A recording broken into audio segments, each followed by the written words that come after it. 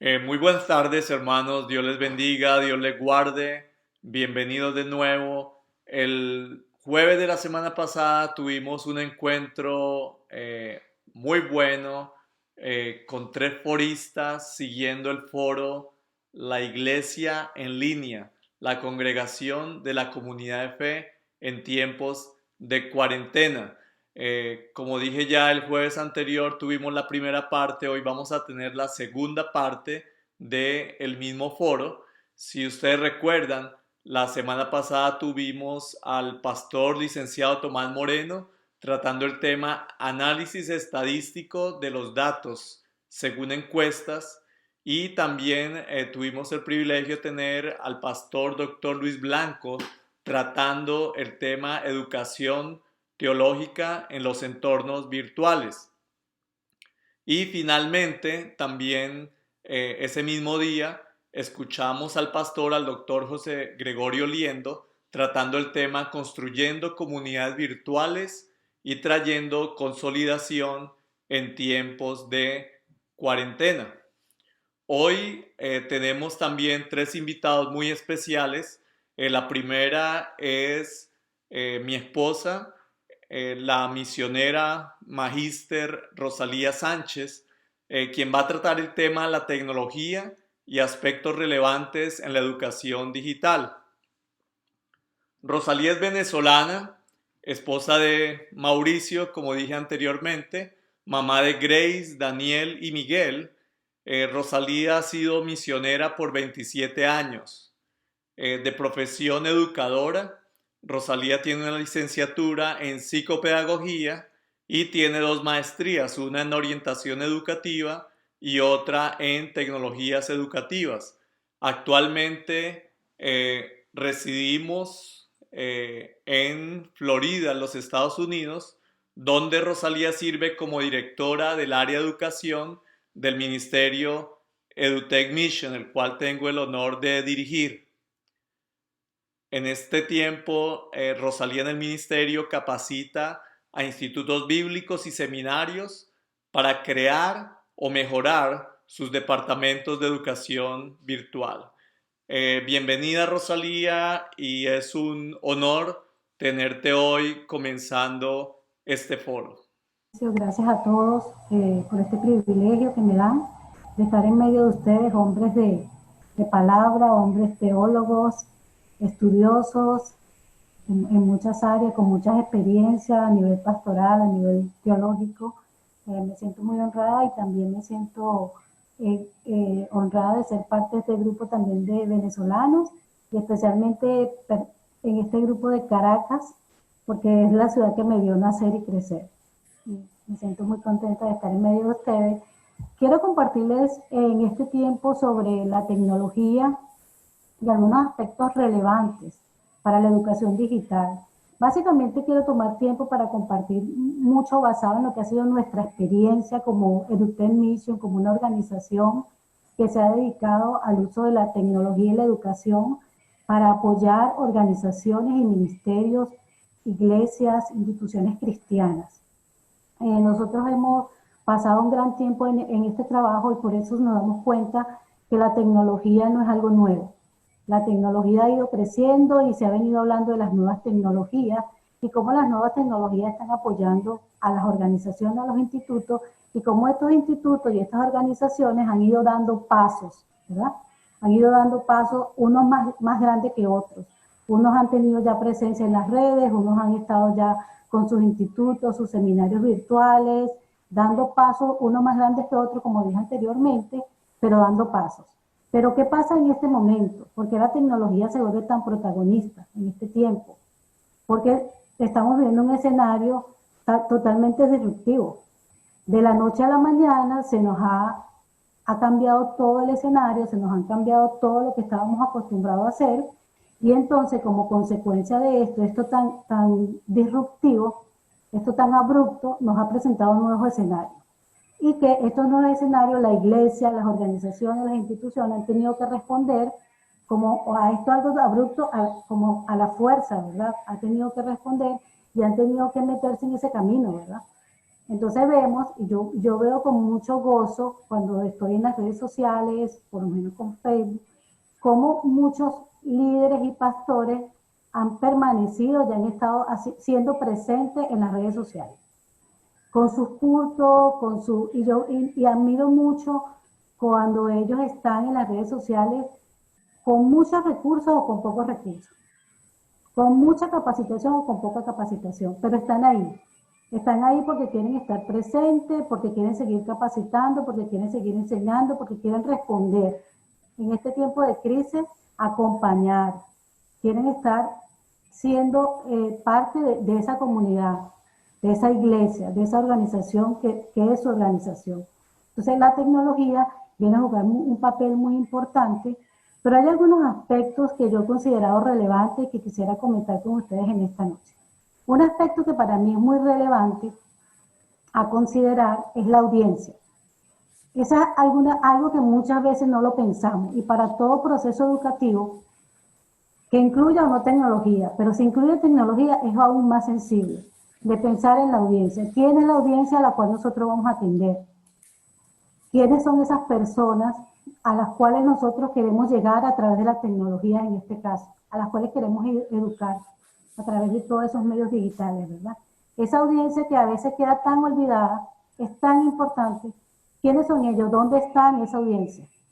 Pensamos quiénes son, dónde están, qué grupo etario son esa audiencia a la que nosotros estamos apuntando, qué grupo etario son, qué conocimientos tienen o qué conocimientos no tienen. Muchas veces, lamentablemente, como esto ha sido tan abrupto, como lo dije ahora, nos ha tocado lanzarnos y poner y empezar, y es algo que admiro, pero ahora creo que es un buen tiempo que ya esto de la tecnología es algo creciente y real. Va a seguir creciendo y lo que estamos viviendo es algo real. Y esto ha roto muchos paradigmas y también ha roto muchas barreras. Porque como decía el pastor anteriormente, mucha gente en este grupo etario entre 50 y 70 años, que es el que conforma la mayoría de la iglesia, en este caso en el estudio que dio el hermano, es ese grupo que quizás no era tan tecnológico porque no nació en la era tecnológica, no nació bajo con ese chip, como nosotros decimos, sino que ese es ese grupo que le pregunta al hijo, al sobrino, al nieto, mira, ven acá, explícame aquí cómo se maneja este teléfono, explícame aquí cómo manejo WhatsApp, explícame aquí. Y muchas veces esos nietos, hijos, sobrinos, hermanos, no tienen la paciencia, sino que se lo hacen a uno, o se lo van haciendo. Entonces, estas personas en este tiempo han tenido que romper esas barreras. Y yo puedo ver con gusto en las capacitaciones que desde ustedes hemos estado dando, personas muy mayores con su cabello muy blanco, conectadas, levantando su mano para participar, o aún usando los recursos de Zoom. Y eso me llena de gozo porque ya sé que es una barrera que se está rompiendo. La gente ha dado un paso adelante. Entonces ya eso es una ventaja. Ya eso es una ventaja que como iglesia tenemos, como organización tenemos para seguir usando la tecnología, ¿verdad? Pero eso no quiere decir que todas las personas van a ir a la par con nosotros, hablando de nosotros como la iglesia, la organización, la institución que está usando la tecnología. Toda esa audiencia no va a ir a la par con nosotros, de la mano con nosotros, porque hay otros factores que vienen a influir de esta manera para que ellos puedan ir a la par con nosotros. Entonces, ellos no pueden ir con nosotros, a veces tienen accesibilidad, sí, tienen conexión, tienen accesibilidad, pero ellos saben cómo pueden conectarse, ellos saben cómo pueden acceder a esos contenidos. Están los contenidos diseñados de una manera que todas las personas pueden entrar. O sea, esas son preguntas que nos tenemos que hacer. Yo creo que ahorita es un tiempo donde ya han pasado casi 4 meses, donde nosotros hemos estado usando la tecnología. Entonces, yo creo que llega un momento donde hay que sentarse a evaluar y reconsiderar y repensar estas cosas, ¿verdad? Entonces, mi primera invitación es que pensemos en la audiencia. ¿Quiénes son ellos? ¿Dónde están?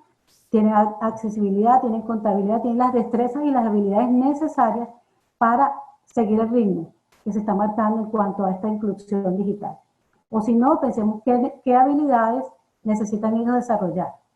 Por ejemplo, he escuchado un grupo de mujeres de Zoom que se reunían. Bueno, ahora podemos reunirnos por Zoom las mujeres porque ya la tecnología nos lo permite, pero nos dimos cuenta que no todas las mujeres podían entrar, porque habían algunas que, aún teniendo conexión a internet, teniendo la accesibilidad, no podían entrar.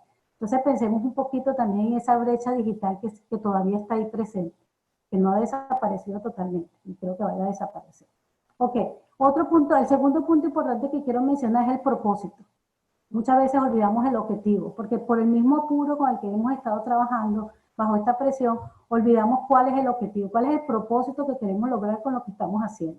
Entonces pensemos un poquito en el propósito, en los objetivos, eso nos va a ayudar a definir cuáles son las estrategias y cuáles son los recursos, ¿verdad?, que necesitamos para esto. Entonces, audiencia, propósito. Un tercero serían los medios tecnológicos que vamos a usar. No a todas las personas le vamos a llegar con todos los medios. Y especialmente pensando en Venezuela, en las situaciones que se viven en Venezuela, no toda la gente se puede conectar por Zoom, no toda la gente se puede conectar por WhatsApp, y aún cuando se pueden conectar, hay otros factores que vienen a influir, como que la gente no puede sacar el teléfono a las calles, que la gente no se puede conectar fuera de su casa, que la gente tiene dos teléfonos, uno más viejo que el otro, uno más inteligente que el otro. Entonces, todos esos elementos son muy importantes para saber cómo se conecta la gente, con qué se está conectando, cuándo y bajo qué circunstancias la gente se está conectando, aún más allá de la mera conexión a Internet, ¿verdad? La interacción. ¿Qué tipo de interacción estamos teniendo con los grupos? Estamos pensando, nosotros estamos pensando intencionalmente en que haya interacción, nos estamos conectando, estamos teniendo interacción con las personas, de qué manera estamos teniendo interacción, eh, estamos en este distanciamiento social haciendo algún tipo de cohesión grupal, la gente se siente parte, la gente se siente que pertenece a esos grupos. Entonces es muy bueno pensar en los tipos de interacción que se incluyen, pero intencionalmente, ¿verdad? No interacción por interacción, un chat por un chat, sino que ese chat tenga una intención que se logre para que esta parte que yo sé que lo van a hablar más adelante de todo este distanciamiento social y todos los efectos que esto está trayendo, pero que la gente se sienta parte, que la gente se sienta que es parte de un grupo. Y por último, la retroalimentación. Es muy importante pensar en la retroalimentación, porque hemos ido en un solo enfoque, hemos ido, vamos adelante y es algo de admirar, pero también es importante pensar en cómo nosotros vamos a tener retroalimentación intencionalmente. ¿Qué vamos a utilizar para tener esa retroalimentación, ¿verdad? En todo lo que estamos haciendo, educación, formación, capacitación, qué es lo que estamos haciendo, enseñanzas. Es importante pensar en la retroalimentación. Hay algunos medios en los cuales la gente puede obtener retroalimentación, unos más tecnológicos que otros. Podemos hablar de quizás una simple llamada por teléfono, también podemos hablar de una llamada por WhatsApp, una reunión por Zoom, pero también podemos utilizar algunas herramientas en Google como estos formatos que ya han estado usando para las encuestas que usaron, y así algunas otras ideas que ustedes puedan pensar para que se pueda lograr una interacción, y todo esto hacerlo de una manera muy intencional. Porque la tecnología, y con esto quiero cerrar, la tecnología sigue siendo un medio, no es el fin en sí mismo. Entonces el fin en sí mismo y el centro de todo este proceso son las personas a las cuales nosotros queremos alcanzar. ¿Y para qué? Para que la tecnología nos colabore en cuál es nuestro mayor objetivo. Nuestro mayor objetivo es el objetivo es del reino, ¿verdad? Entonces, bueno, muchas gracias por darme la participación y voy a dejarlo por aquí. Muchas gracias, Rosalía. Excelente tema y excelente aporte para este foro. A continuación tenemos a un buen amigo nuestro, el pastor licenciado Jorge Eliezer Navarrete, conocido por muchos de ustedes, trayendo el tema cómo incrementar el impacto de la predicación dominical vía online en tiempos de cuarentena. Mi hermano Jorge Eliezer Navarrete se define a sí mismo como un hijo de Dios, licenciado en teología, pastor desde 1985, actualmente ministra como miembro del Consejo de Pastores en la comunidad cristiana Nuevo Amanecer de Plaza Venezuela. Mi hermano Navarrete es docente en ciencias teológicas y literatura bíblica desde el año 88 en el CEA en Maracay y en el Seminario Evangélico de Caracas en esa entidad. Retirado de ambas instituciones, ahora es director de didáctica teológica con sede en la ciudad de Caracas, donde facilita cursos exclusivos en materia de exégesis, hermenéutica, idiomas bíblicos, griego principalmente, y teología bíblica. Bienvenido, hermano licenciado Jorge Eliezer Navarrete. Bien, muchísimas gracias, Mauricio, y un saludo fraternal a todos los que nos están acompañando en este foro. Lo que voy a compartir con ustedes es básicamente lo que nosotros hacemos en nuestra iglesia que está ubicada en Plaza Venezuela, Caracas, y recibe el nombre de Comunidad Cristiana Nuevo Amanecer. Y eso es lo que nosotros llamamos el sistema de integración textual para la predicación transformativa. Pensando en un realidad que todos nosotros los pastores enfrentamos, y es que tenemos un problema con la predicación, no solamente ahorita en tiempos de cuarentena, sino desde hace mucho tiempo. Y el problema es que la gente no recuerda las predicaciones que nosotros hacemos. Si ustedes son pastores normales como yo, seguramente tendrán ovejas normales como las que yo he tenido, que luego de 3, 4 días se consiguen con algún hermano de la congregación y le dicen: oye, mira, ¿no estuviste el domingo en la iglesia del pastor Tomás? Predicó una exposición bíblica formidable. Y le pregunta: ¿pero de qué predicó? No, es que si hubieses estado allí, mira, te hubieras gozado como me gocé yo.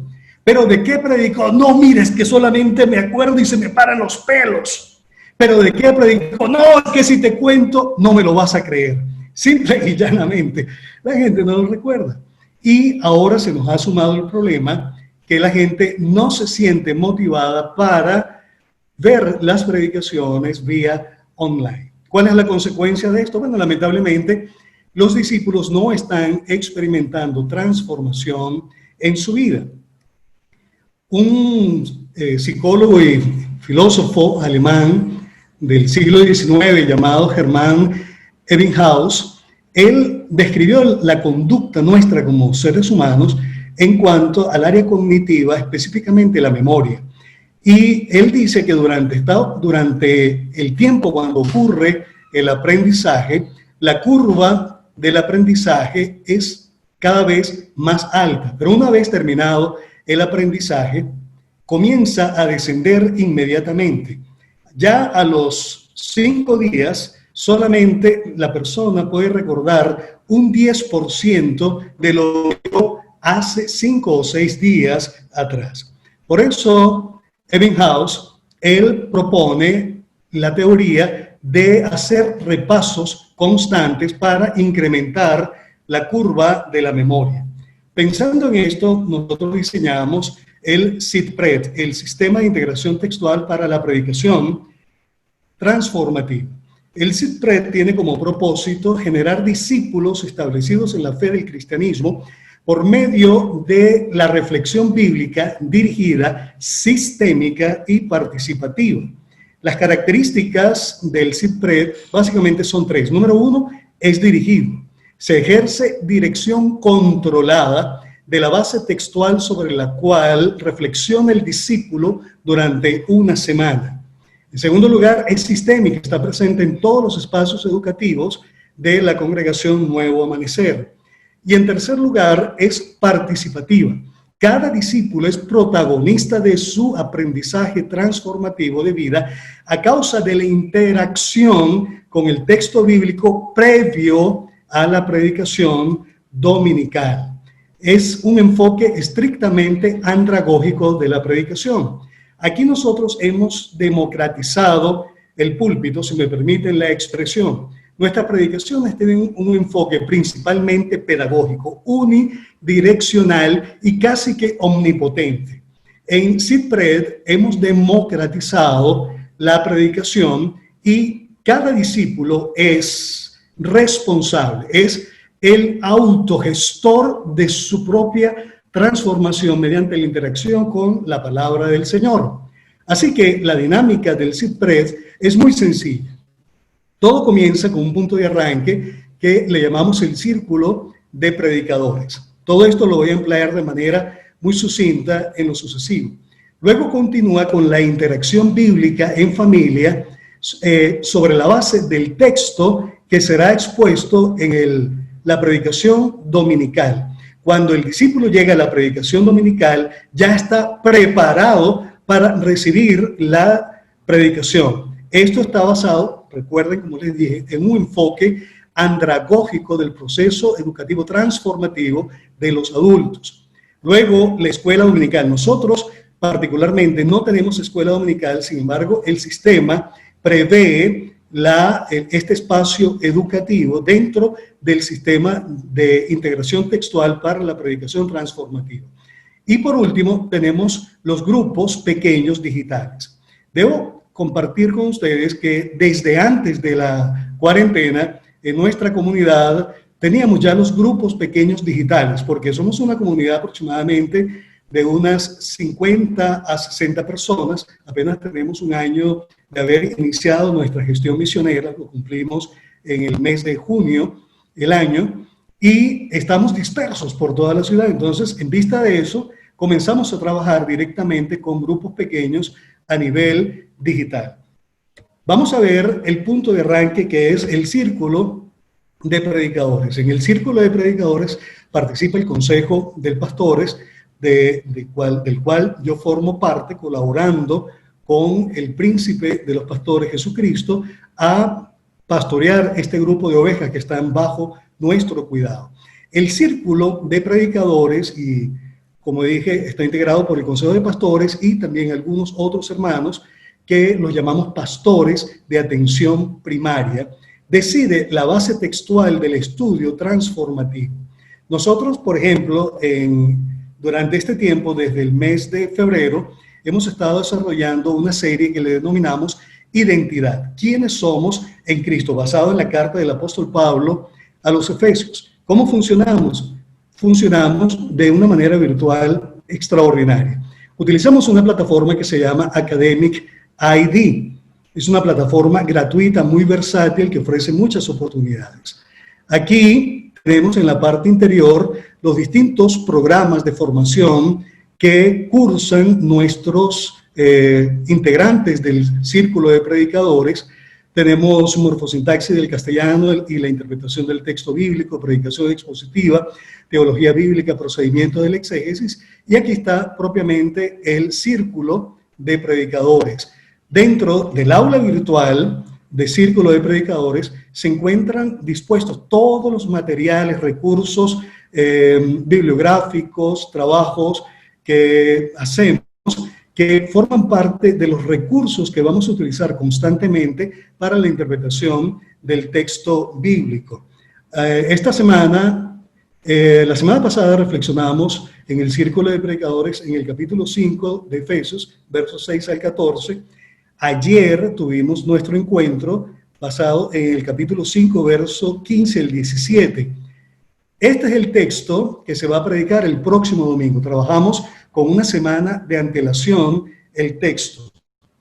Cada martes nos reunimos y los miembros del Círculo de Predicadores tienen que traer en la preparación del texto, sobre la base de esta guía rápida, que nos va a facilitar el encuentro de aprendizaje en cuanto al texto que se va a predicar 2 domingos después. Ya en el encuentro, pues aquí tenemos una imagen del encuentro de ayer, era el texto de Efesios 5, 15 al 17. Lo trabajamos en el nivel más minucioso que podamos trabajar el texto, y lo hacemos desde el mismo texto de Nestle Aland, que es el texto del Nuevo Testamento griego, porque queremos ver realmente muchos detalles del texto desde el punto de vista hermenéutico y exegético. Finalmente, cuando termina el Círculo de Predicadores, viene el segundo paso, que es la interacción en familia, y esto es realmente la clave transformativa.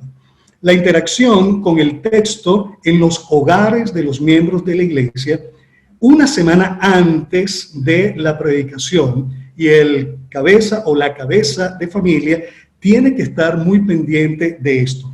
¿Qué se hace durante los 6 días de la semana antes de la predicación dominical? Sobre la base del texto, esta semana estamos reflexionando sobre la base de Efesios capítulo 5, versos 6 al 14.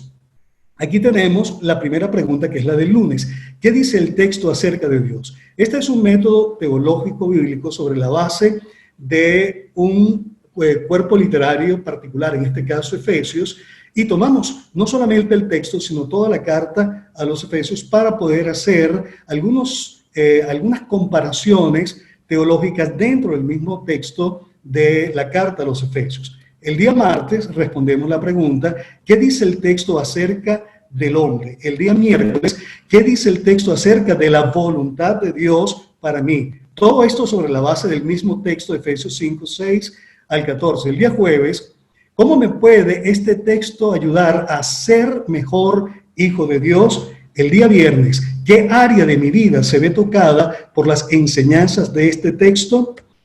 El día sábado, ¿qué acciones haré esta semana para poner en práctica estas enseñanzas? Con estas 6 preguntas se mantiene el discípulo reflexionando sobre el texto, Efesios 6, 5, 6 al 14, que es el texto que se va a predicar este próximo domingo. Cuando terminamos la reflexión, llega el día domingo y por fin llega la predicación dominical. El discípulo está completamente preparado. Aquí los que forman parte del círculo de predicadores no pueden presentarse con un nivel mediocre de predicación, porque simple y llanamente toda la congregación sabe que va a predicar. Y si ustedes tuviesen la oportunidad de participar en algunos de los grupos pequeños que tenemos para que vieran la calidad de la interacción bíblica que allí se hace todos los días, realmente usted como pastor dice, wow, yo tengo que realmente prepararme durísimo para poder exponer el domingo. Bien, el domingo llega la predicación y es una exposición sobre el texto en el cual el discípulo ha estado reflexionando durante toda la semana. Tenemos una presentación que le grabamos previamente por Zoom y luego la colocamos en el canal de YouTube de la iglesia. Esta es la parte final de la predicación del texto de Efesios 2, versos 11 al 22, que me correspondió desarrollar. Yo predico muy poco, realmente. Yo prefiero desarrollar a la gente para que lo hagan y así pues dejar un backup, que la gente no dependa exclusivamente de una figura que pueda desarrollar cada domingo la predicación expositiva.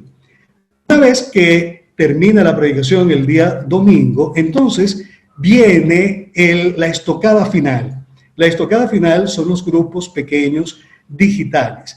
En estos grupos pequeños digitales, el día miércoles, los pastores de atención primaria, que llamamos PAP, y en los grupos básicos estratégicos Betel, se le hace seguimiento a los discípulos de acuerdo a básicamente la última pregunta del día sábado: ¿qué acciones haré esta semana para poner en práctica las enseñanzas de la predicación del domingo pasado, sobre la cual cada discípulo estuvo reflexionando durante 6 días de la semana con una pregunta diferente cada día? Llegado el día miércoles para el seguimiento, todos, cada uno en su casa, el pastor de atención primaria hace un resumen de 10 minutos de la predicación y luego comienza la interacción. Pero esto es para hacerle seguimiento. De aquí en adelante se desprende todo un trabajo pastoral de llamadas, mensajes, para ayudar a la persona a lograr los objetivos transformativos que se ha propuesto a partir de la predicación que se ha dado, del texto que se ha estudiado previamente, y que el día miércoles del domingo, después de la predicación, se desarrolla con mucha acuciosidad también esta parte del seguimiento. Para las iglesias que tienen escuela dominical, en la escuela dominical se hace un refuerzo comprensivo el maestro de la escuela dominical lleva a una profundidad mayor, básicamente desde un punto de vista un poco más técnico, a los discípulos para reforzar esa comprensión del texto. Ahora bien, la estrategia es básicamente lo que vemos acá. El círculo de predicadores, el púlpito, los grupos pequeños, los hogares, todo esto va a generar un discípulo realmente estable. Aquí tenemos el formato de interacción que los discípulos llenan. Aquí tenemos un ejemplo de un texto X, que es Hechos, en este caso, capítulo 2, versos 6 al 11, pero es básicamente el mismo formato y la persona da sus respuestas. Cada día es una pregunta, como ya lo indicamos. Ahora, ¿cuáles son los resultados de CIPRED? Son resultados extraordinarios. En primer lugar, el incremento de la curva de la memoria para causar un impacto significativo en el discípulo. Número 2, despierta el interés en la predicación dominical. Y es que si no se la despierta, cerremos esto entonces. En tercer lugar, genera transformación en la vida del discípulo y es lo principal. En cuarto lugar, un desarrollo metodológico del estudio de la Biblia por parte del discípulo. Y por último, claridad teológica en los discípulos que les garantiza firmeza en la fe frente a los vientos de doctrina actuales que vemos correr. Como pueden ver, es un sistema realmente muy cohesionado, muy coherente, que va a facilitar que los discípulos realmente le den a la predicación dominical el lugar que corresponde.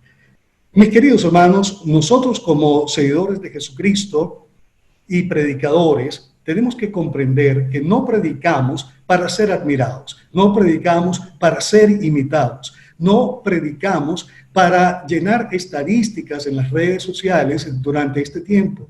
Nosotros predicamos para que por la palabra de Dios se genere transformación en la vida de los discípulos. Después de unos 40 años de estar lidiando con todo esto, finalmente llegamos a este modelo del sistema de integración textual para la predicación transformativa. Y los resultados de veras son los que les he presentado. Es formidable ver cómo discípulos son transformados por el poder de la palabra y el poder del Espíritu.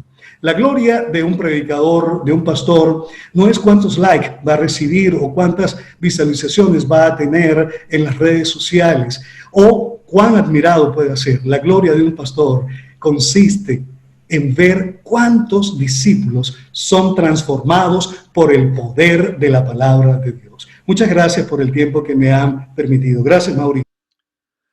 Pastor Navarrete, muchas gracias, excelente su exposición. Y ahora tengo el gusto de presentarles al tercer y último invitado de este día, al pastor doctor Alfredo Delgado, quien estará tratando el tema la actitud del liderazgo en tiempo de cuarentena. Mi hermano Alfredo Delgado es nacido en Valera, Estado Trujillo, y creció y se desarrolló en las ciudades de Valencia, Los Teques y Caracas. Alfredo conoció al Señor a la edad de los 17 años y está casado con la hermana Lilifred Carolina Delgado y sus hijos de nombres Abiezer, Sebastián y Victoria. Nuestros hermanos Alfredo y Lilifred han estado casados por 25 años. Alfredo se graduó del Liceo Luis Bustamante en Caracas y también estudió en el Instituto Bíblico Central en Bogotá, Colombia, y en el Seminario Evangélico de Caracas. Estudió luego un año en los Estados Unidos por un acuerdo entre el Seminario Teológico de San Francisco y el Seminario Teológico de Columbia. Mi hermano es certificado en el área de coaching y también tiene un doctorado en liderazgo transformacional del Seminario Teológico de Nueva York y el Seminario Teológico del Oeste. Actualmente, nuestro hermano Alfredo Delgado usa la mayor parte de su tiempo en 3 actividades ministeriales. Primero es asesor para nuevas congregaciones y transformación eclesiástica, sirviendo con el presbiterio de los ranchos en Anaheim, California. También es pastor asociado en la iglesia presbiteriana de Placencia, en California, y entrenador de vida y consultor para renovación institucional y transformación comunitaria. Mi hermano Alfredo, bienvenido y bendiciones en su exposición. Pues es un privilegio para mí continuar escuchando a cada uno de ustedes y a Rosalía, a cada persona que ha participado. Y esto me hace pensar en cómo cada una de las cosas que cada uno de ustedes y la hermana Rosalía expresó puede ser como un ensamblaje, como algo que hay que poner y hacerle sentido. Y tal vez para mí la figura que más hace sentido es como una foto familiar donde agarro, bueno, con la tecnología puedes hacer muchas cosas extraordinarias, pero digamos que estás usando papel y agarras cada foto y la colocas y haces como un collage o haces como un mosaico, ¿verdad? De cada una de las cosas que ustedes dijeron. Y si me pusiera a pensar con cada una de ellas, de verdad que sería interesantísimo reflexionar en varias cosas que cada uno de ustedes dijeron, incluyendo cosas que Rosalía mencionó, Tomás, Eliezer, el doctor Blanco, el doctor Liendo, y no sé si estoy olvidándome de alguien, pero cada uno de ustedes dijo algo particular, tan completos, Rosalía y todo, ¿verdad? Cada uno de ustedes dijo algo que me hace reflexionar en que para algunas personas que están escuchando o mirando esta conversación, se puede sentir como abrumador. Además de que tienen tantas cosas que hacer en este tiempo, además de eso tienen que estar pendientes de la tecnología, de cómo asistir a personas que tecnológicamente están desafiadas, además de eso, cómo predicar de una forma más efectiva, mucho más con propósito a nivel de tecnología, a una audiencia que no es cautiva, a una audiencia que de repente quisiera ir al baño y te escucha porque tiene mucho respeto por la predicadora o el predicador, a una serie de situaciones que se presentan cuando estamos hablando en línea con la gente. Y una de las cosas que creo que puede ayudar muchísimo en este tiempo es la actitud que tenemos ante la tecnología, la actitud que tenemos ante la metodología, la actitud que tenemos ante la teología y las diferentes facetas, la educación que nosotros tratamos de continuar en un mundo no conocido. Porque en realidad la mayoría de los que estamos aquí conocemos mucho de este mundo, pero no realmente todo lo que este mundo nuevo que se ha abierto, esta autopista de la comunicación que se ha abierto delante de nosotros ofrece. Me imagino que algunos de ustedes, incluyendo a Mauricio y Rosalía, que son personas expertas en tecnología, de hecho tienen una organización, EduTech, ¿verdad?, que está decisivamente involucrada con la educación teológica, la educación en general y la tecnología en particular. De todas maneras están encontrando que han aprendido cosas nuevas y que todavía el Internet todavía se para, muchas cosas suceden, ¿verdad? Y realmente lo que he experimentado personalmente y lo que he visto que otras personas experimentan, tanto en línea como en privado, cuando dialogan conmigo, es que se sienten abrumadas, que se sienten como que ¿de dónde vamos a sacar tanta respuesta para tantas preguntas? Y algunas de esas preguntas parecen imposibles. Entonces, yo creo que una de las cosas que quiero sugerir es, en nuestra conversación final, es pensar acerca de cuál es el tono que yo quiero poner, que quiero marcar en cualquier conversación que tenga. Para mí, además de dialogar del desafío de la tecnología y de tantas otras cosas que ya hemos mencionado, todo comienza en la forma en que yo me proyecto en el mundo. Por ejemplo, si antes de la pandemia yo era una persona que quería estar al control de todo, durante la pandemia voy a querer aún más estar en control de todo porque es un territorio menos conocido y entre menos conocido el territorio, más fuerte es el deseo de controlar al sistema, a la realidad, a las personas, las circunstancias. Entonces, control es una palabra clave porque control te hace sentir que vas en alguna dirección aunque no sepas para dónde vas. Y realmente es una contradicción porque control no existe si no tienes el conocimiento hacia dónde vas. Entonces, los discípulos de Jesús y las discípulas de Jesús se encontraron varias veces enfrentados a cosas que ellas no estaban acostumbradas o ellos no estaban acostumbrados a enfrentar. Y quisiera sugerir 2 o 3 casos en los cuales ellos se enfrentaron con algo que jamás habían experimentado, por lo menos no está así colocado en la Biblia, ¿verdad? No está así escrito en la Biblia. Y una de ellas es cuando se enfrentan con, quiero ir en esa dirección, desde lo más corto, de lo más pequeño aparentemente a lo más grande. Y tengo el placer de tener aquí gente que sabe los idiomas originales, así que si ustedes ven que necesito ayuda, por favor, salten al rodeo, porque yo no tengo miedo a que me ayuden, a mí me encanta que me ayuden. Entonces, Jesús va a visitar a Pedro y se encuentra con que ella, voy a utilizar el término que aparentemente es griego, y utiliza la palabra que aunque él se enfrenta allí, o la frase que dice es que la pedra de su suegro, la suegra de Pedro estaba con una fiebre muy alta, pero en realidad la traducción posiblemente más apropiada es una fiebre violenta que tenía la capacidad de matar. Eso es correcto, amigos. En realidad quiero irme en esa dirección, porque luego de eso viene, por lo menos en el Evangelio de Mateo, que se enfrentan a la tormenta y las olas eran muy violentas y el viento era muy violento. La palabra violencia sigue presentándose en ese trío de ese diálogo. Luego sigue lo que él continúa, después que calma la tormenta, pasan al otro lado y encuentran a los endemoniados o al endemoniado de Gadareno, el cual era violento consigo mismo y violento con todos los que se encuentran. Entonces, esas 3 cosas, esa violencia tan especial, ellos no habían encontrado antes. Así que cuando Jesús sana a la suegra de Pedro, se quedan impresionados porque ellos no habían visto tal vez en su vida que alguien se sanara de una fiebre tan peligrosa inmediatamente, y que la señora se para a servir a Jesús.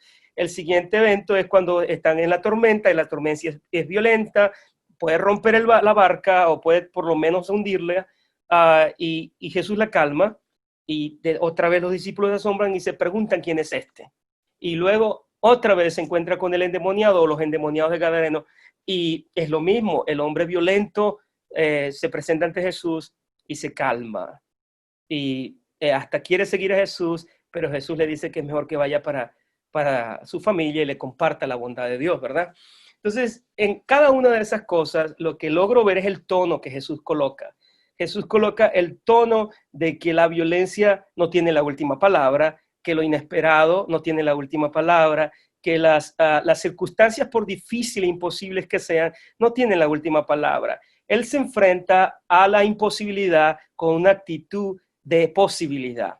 Él mira a la fiebre, la tormenta y el endemoniado de Gadareno como oportunidades extraordinarias para que sus discípulos entren en una manera de comprender el mundo y el reino de Dios de forma muy, muy especial.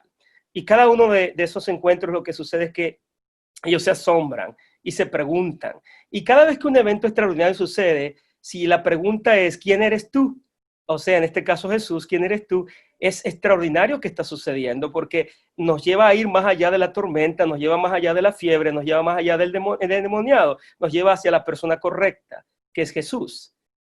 Eso es primera cosa. Yo pienso que una sugerencia que tengo para nosotros y para cada una de las mujeres y hombres que nos escuchan, las personas que nos escuchan, es que cada vez que nos enfrentemos ante una circunstancia, tenemos que por antemano, como Jesús, determinar qué posición voy a tomar ante ella. Yo sé que ustedes y yo podemos argumentar que Jesús era Dios, y es verdad, y era el Hijo de Dios, y es verdad, y como dice Juan, no tenía necesidad que le informaran muchas cosas porque él sabía lo que había en el corazón hombre. Pero también quiero sugerir que si verdaderamente él era hombre, ser humano, también tenía que aprender a buscar maneras de enfrentarse a la vida como ser humano. Y como ser humano, él tuvo que aprender de su mamá y de su papá y de algunos de sus hermanos y familiares y de los rabinos de las congregaciones donde asistían. Y algo es clave y es lo que aprendió María del ángel.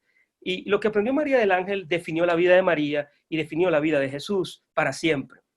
Lo que aprendió a María del ángel fue esto. no hay nada imposible para Dios. Y Jesús creció con una mentalidad de posibilidad. Cada vez que él se enfrentaba a algo sumamente complicado en la escuela, aprendiendo la profesión de su padre, conviviendo con la opresión romana y con tantas cosas que Jesús tuvo que convivir, se acordaría muchas veces de lo que le dijo su madre. El ángel me dijo que tú estás destinado a ser un ser humano lleno de posibilidades. Alguien que con la ayuda del Dios Todopoderoso vas a cambiar las realidades humanas en otra forma de ser. A mí me llama eso mucho la atención porque Jesús mismo luego utiliza el diálogo de la posibilidad de una manera extraordinaria. Él comienza a hablar de que para el que cree todo es posible, en oración pidiendo y nada le será imposible. O sea, Jesús era una persona que vivía con ese sentido, con ese tono de posibilidad, no necesariamente negando la realidad. No es algo mágico, no es algo así astral que Jesús decía, no va a pasar nada. No, era algo más desde el punto de vista de entender que la vida siempre va a tener tormentas, endemoniados y fiebres, dificultades pues. Y también, si hay una tormenta, hay quien la calme, si hay una fiebre, hay quien la sane, y si hay un endemoniado, hay quien lo libere. ¿Están conmigo? Entonces, creo que como líderes, es muy importantísimo que nosotros de antemano, con la ayuda de Dios y con la información que nos da la Escritura, o la información y la transformación que nos da la Escritura, determinemos vivir como personas que miran la vida con posibilidad. Déjame dar un último ejemplo y luego voy a leer un texto y que tal vez posiblemente sea más que suficiente para el diálogo de esta tarde. El texto que sigue es algo que a mí siempre me ha hecho pausar. Ustedes recuerdan la historia cuando el joven rico se acercó a Jesús y le dijo, maestro bueno, ¿qué haré para heredar la vida eterna? Pero antes de que eso sucediera, hay otro texto en Marcos que dice que mirándolo, lo amó. A mí me fascina eso, porque Jesús determinó amar a ese hombre antes de encontrarse con él. Y para mí, la forma en que yo entiendo esto es que Jesús, si es cierto que operaba en esa dualidad, perdónenme la expresión los teólogos porque eso no es correcto teológicamente, pero en esa realidad virtual o como ustedes la quieran llamar, no sé exactamente cuál es la expresión más correcta, pero de ser hijo de Dios y al mismo tiempo ser un ser humano 100%, algunos lo llaman de otras maneras, pero lo que yo quiero enfatizar no es un asunto meramente técnico o teológico, sino un asunto práctico. Cuando él vivía en esa realidad, él tenía que responder a las realidades humanas como cualquier otro ser humano tendría que responder, con la diferencia que él estaba informado por la influencia del Padre, de Dios. Y entonces, en esa información que él tenía del Padre, él aprendía a ver a los seres humanos como el Padre le había enseñado a verlos. Y el Padre, según la Biblia, por lo menos en Oseas 11, muestra un drama tremendo que tiene Dios, que quiere castigar a Efraín, a Israel, pero no puede porque lo ama demasiado, que el castigo, aunque se lo merece, no se lo puede dar porque lo ama demasiado. Y sí lo disciplina y todo, pero quisiera darle más duro y no puede, porque dice que desde sus entrañas Dios tiene dificultades de tanto amor que tiene por Israel. Entonces Jesús le pasa lo mismo y resulta ser de que Jesús aprendió de esa manera también y de antemano, aunque posiblemente Jesús intuía que el joven rico en ese momento no lo iba a seguir, determinó amarlo de todas maneras.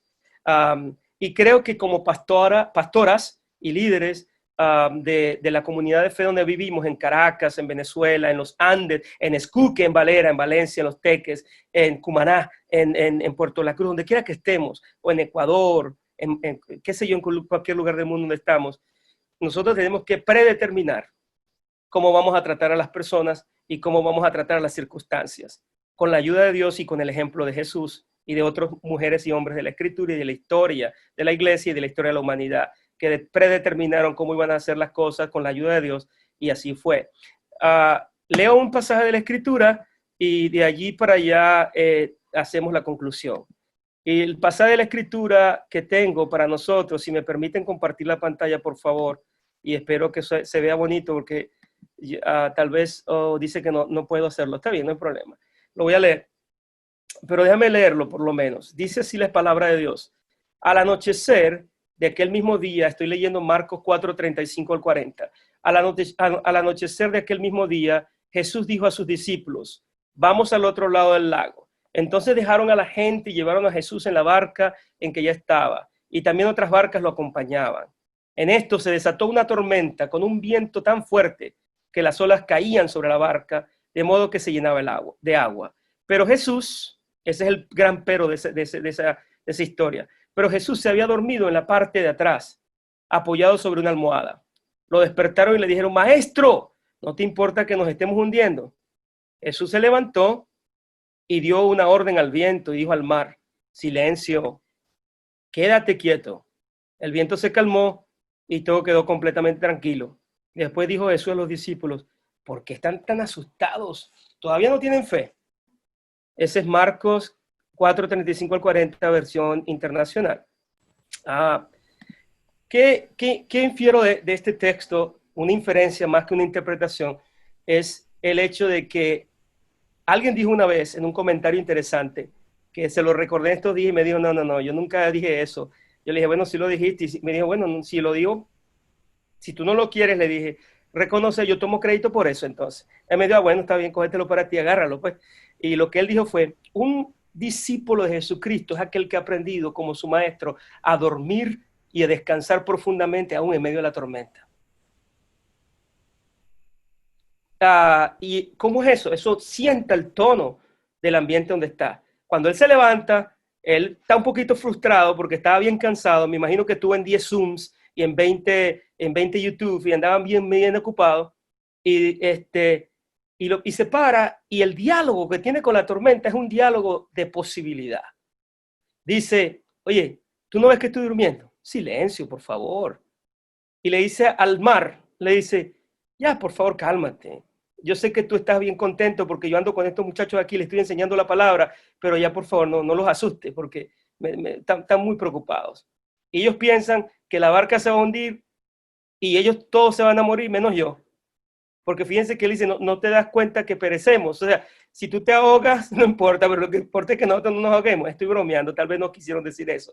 Pero lo que estoy diciendo es, la conciencia de perder la vida era más alta que la necesidad de adquirir confianza.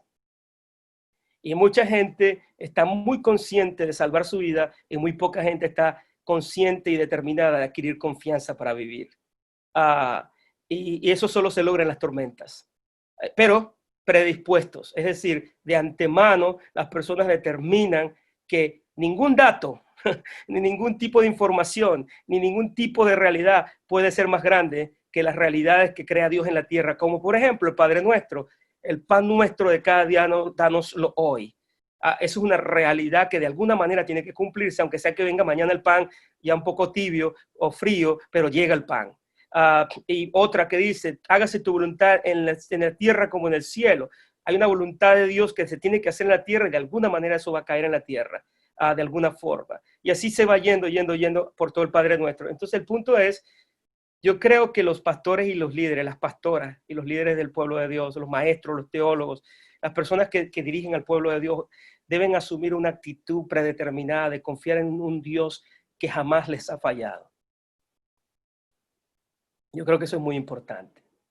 Yo entiendo, y el riesgo de decir estas cosas en este momento es saber que estoy hablando a gente que tienen diferentes campos de entrenamiento, incluyendo la psicología, donde hay que reconocer literalmente que uno tiene miedo para poder uno de verdad conseguir la valentía. Uno no puede negar el temor, el miedo, la rabia, todos esos sentimientos no se pueden negar. Pero yo creo que no es negarlos, es invitarlos a cooperar con Dios. Mi miedo, mi temor, mi rabia, mi frustración, todos esos sentimientos naturales que Dios permitió que yo tenga o que nosotros tengamos, tienen que cooperar y alinearse en fila a la bendición de Dios. Y eso es lo que hace Jesús. Jesús no es que no sabe que se puede ahogar. De hecho, cuando lo iban a matar a pedradas, cuando estaba comenzando el ministerio, hizo algo ahí rarísimo que todavía nadie sabe qué hizo, pero se escapó. Entonces él sabía que había que hacer algo. Pero además de eso, ese es el único momento en la Escritura donde Jesús utiliza el poder de Dios a favor suyo. Todas las veces Jesús utiliza el poder de Dios a favor de otras personas, especialmente del leproso, del marginado, de la prostituta, del niño, de la niña, de las mujeres, de gente que estaba sin poder, que estaban sin nombre, sin honor. Eso es lo que él hace. Y yo creo que en la tormenta lo que hace Jesús es decirle a los discípulos, porque la pregunta final es muy importante, dice, ¿todavía ustedes no tienen fe? O sea, como que ustedes creen que yo me puedo poner a dormir y ser tan irresponsable de dejarlo que se ahoguen. Y yo creo que los pastores y las pastoras tenemos que decirle al pueblo de Dios, yo no los puedo salvar a ustedes, ni les puedo dar todas las respuestas que ustedes tienen, pero vamos a unirnos en una misma dirección y a confiar en aquel que puede dormir en medio de la tormenta. Ese es lo que creo que sería importantísimo.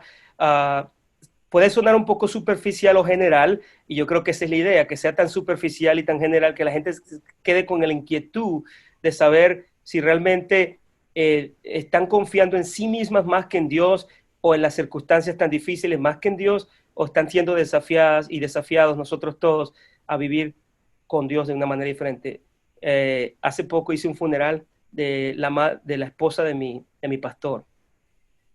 Nunca pensé que eso lo iba a hacer. Y en un momento dado hablé con el hijo de mi pastor, que es pastor en Madrid. Y él pastorea una iglesia de 600 miembros. En un momento dado le digo, David, ¿cómo tú estás? ¿Cómo tú te sientes? Y David me dice, mira chico, yo estoy bien, pero estoy fastidiado un poco. Y yo digo, ¿pero por qué estás fastidiado? Porque es muy difícil pastorear online. Y yo le digo, ¿pero cómo te está yendo? Me está yendo muy bien, chico, pero no sé. Y después me entero, y esto es fascinante, y qué importante. Y yo en ese momento aproveché y le dije, David, te voy a decir algo con tu permiso. A mí me gusta siempre pedir permiso porque yo no doy por sentado que la gente quiere oírlo a uno. Le digo, David, ¿tú me permitirías decirte algo? Me dice, dale. Le digo, mira, acuérdate que el líder marca el tono de la congregación y del grupo con quien se refiere. Y entonces me queda mirando así y me dice, de verdad que sí. Yo quiero sugerirte que ahora en adelante, cuando te pares en la línea, no le demuestres a la gente que realmente tú estás frustrado. ¿Sabes por qué? Porque todo eso le estás diciendo a la gente que así es como tú te sientes en este tiempo tan difícil. Y no es malo confesar la verdad. Lo que no es bueno es decir la verdad en lugares inapropiados. Y en este caso, después pregunté a mi pastor, ¿y cómo están las reuniones? Esto es la sorprendente de esta situación, de este caso. Bueno, mira, ellos de 600 se montaron en 40,000. Yo, ¿cómo es la cosa? Hay 40,000 personas viendo el servicio de ellos online, en línea. Entonces, yo me pregunto, ¿cuál es la mejor tormenta? ¿Las 40,000 nuevas personas o las dificultades que estamos viviendo? Las dos son bien importantes, pero ustedes y yo, si realmente queremos servir al Señor con posibilidad, debemos saber que Dios va a multiplicar nuestra capacidad más allá de lo que nosotros hemos imaginado. Y como el pastor de Las Vegas tenía 80, cuando máximo 120 cada domingo. Cuando vino la pandemia, todos los domingos tiene 1,000 personas escuchándolo. Entonces yo pienso que es tiempo de cambiar, no de cambiar, es tiempo de aumentar nuestra actitud y sin negar el miedo ni el temor, abrazar una manera de ver la vida predeterminada, confiando en aquel que dijo que no tengan miedo, porque yo estoy con ustedes hasta el fin de la tierra. Amén.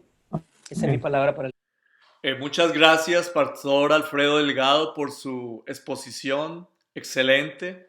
Y de nuevo, muchas gracias a los expositores de hoy, hermana Rosalía Sánchez, Pastor Jorge Navarrete y nuestro hermano Alfredo Delgado.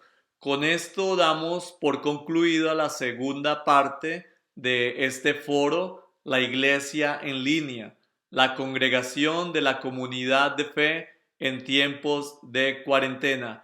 Y les invito, mis hermanos, para que una vez que hayan visto y escuchado esta segunda parte del foro, se unan al grupo de Caracas Biblia y Teología para poder interactuar a través del WhatsApp, haciendo sus preguntas y comentarios, los cuales son de edificación para cada uno de los pastores y líderes que están dentro de este hermoso grupo. Que Dios les bendiga, que Dios les guarde. Siempre es un privilegio poder llevar el mensaje, la palabra de Dios a pastores y líderes como cada uno de ustedes que están cumpliendo el propósito de Dios en el lugar donde Dios les ha puesto. Dios les bendiga y Dios les guarde. Saludos, mis hermanos.